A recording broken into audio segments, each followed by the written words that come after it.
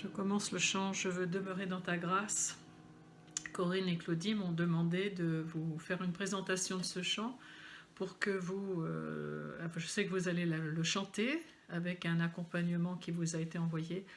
Et en fait, je vais vous dire les circonstances qui m'ont permis d'écrire ce chant, qui ont finalement m'ont fait accoucher de ce chant, parce que c'est vraiment ça.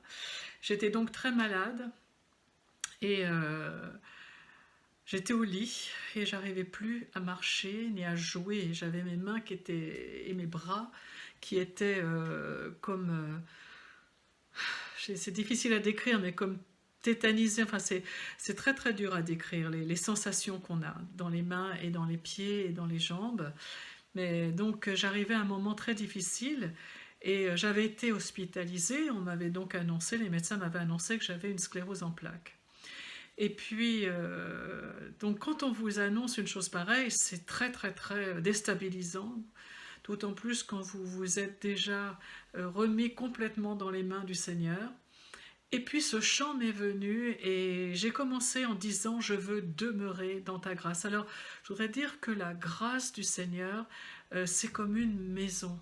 Je veux demeurer, c'est que ça va être ma demeure, ça va être là où je vais habiter. Je vais habiter dans sa grâce, sous son aile, avec son regard qui est là sur nous, et je suis là. Et il faut dire que si on est pardonné, c'est par sa grâce. Si nos péchés sont pardonnés, c'est dans sa grâce. Si nous sommes des fois touchés dans nos corps pour qu'il nous guérisse, c'est par sa grâce. Et je me suis rendu compte que je ne pouvais rien faire pour l'influencer. Il fallait juste que je me repose sur sa grâce. Et donc j'ai commencé « Je veux demeurer dans ta grâce » et il y a un flot de paroles qui sont venues. Je n'ai rien à donner, rien à te prouver, Seigneur. Je veux m'humilier même devant ta face. Tu me connais si bien. Je ne te cache rien. Et c'est vrai pour vous, mes sœurs qui me regardez. On ne peut rien cacher au Seigneur. On peut juste s'attendre à lui. Et puis alors ensuite j'ai senti qu'il fallait que je parle de son regard. C'est quelque chose dont je parle depuis des années, de son regard. J'aime énormément le regard du Seigneur sur moi. J'aime qu'il regarde comment je vis, ce que je fais. J'aime énormément. Je suis heureuse d'être sous son regard. C'est pas un intrus qui est comme une télévision, une caméra qui regarde tout ce qu'on fait. Non. C'est un conseiller, c'est un témoin, je dirais, de tout ce qui m'arrive, de tout ce que je fais. Et même quelquefois, c'est quelqu'un qui, si je me mets à penser mal ou à vouloir dire quelque chose qui n'est pas dans sa pensée à lui, je sens qu'il me fait « Corinne, non, non, non, non ». Parce que lui, il veut qu'on soit porteur de bénédiction pour les autres. Il veut que l'on soit...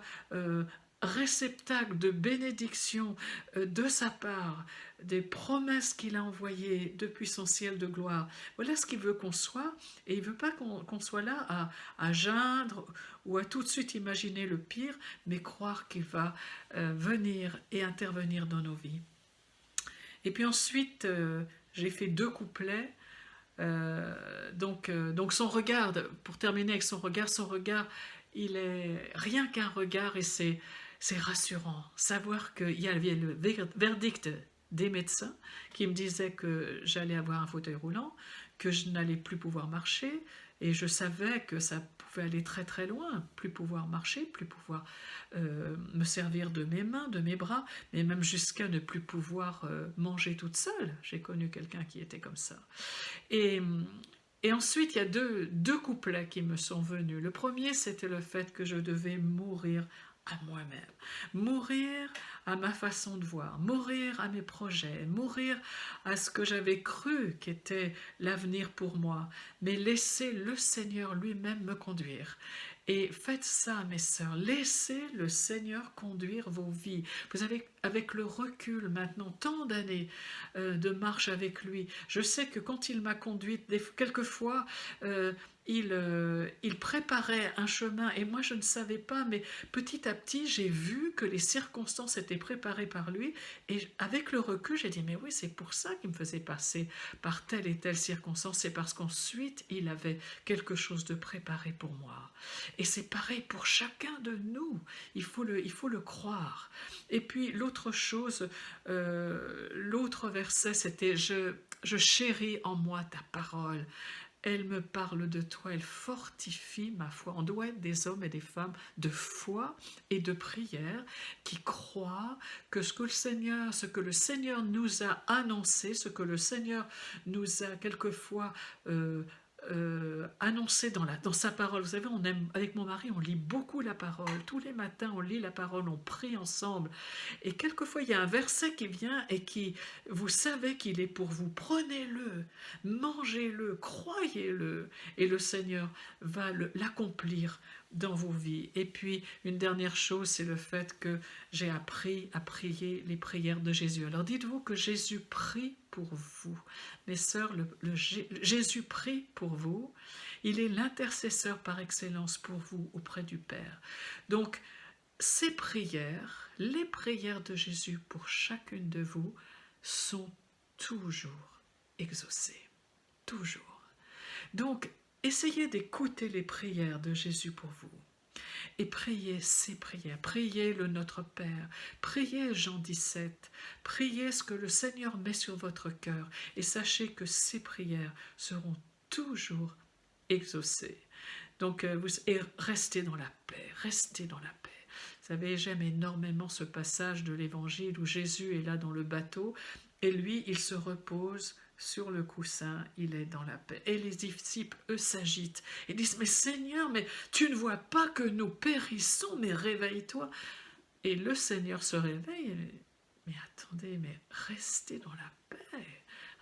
Homme de peu de foi, mais restez dans la paix.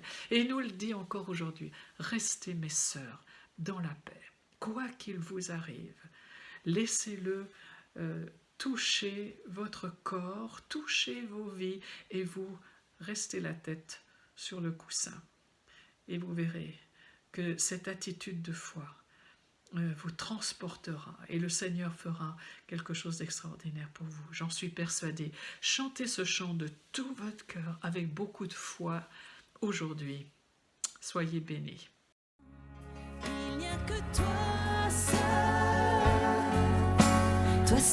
ô mon Jésus, qui est connu mes craintes et mes frayeurs.